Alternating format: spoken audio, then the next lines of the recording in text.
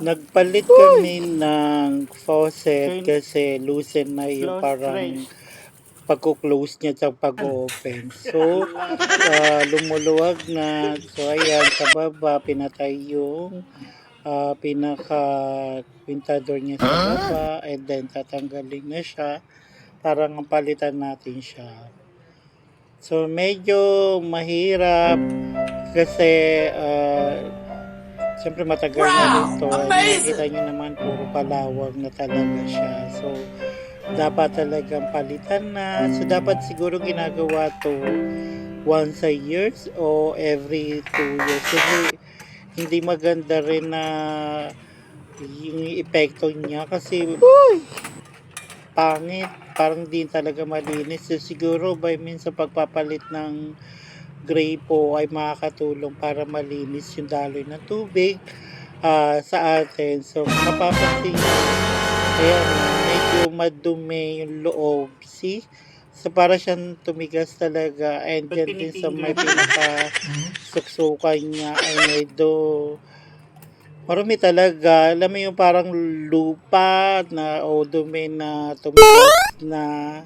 So, ayan, kinutkot pa namin siya para lang matanggal kasi parang nakabara na talaga yung dumi.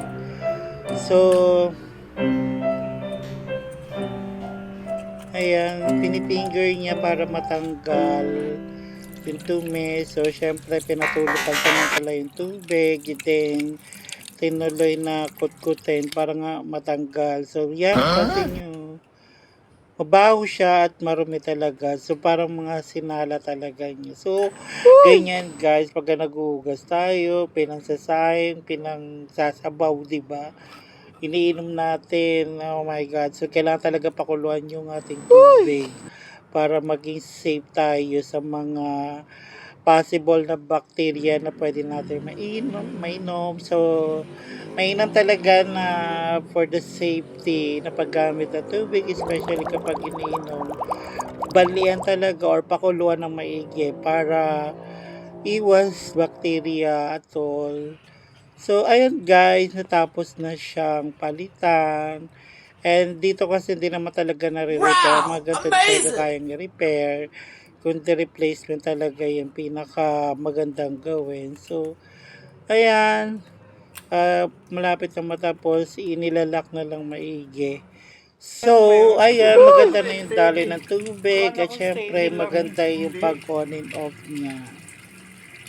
So, kailangan talaga ugaliin na parang either repair o linisin or mag-change siya every once a year or 2 years the best, diba?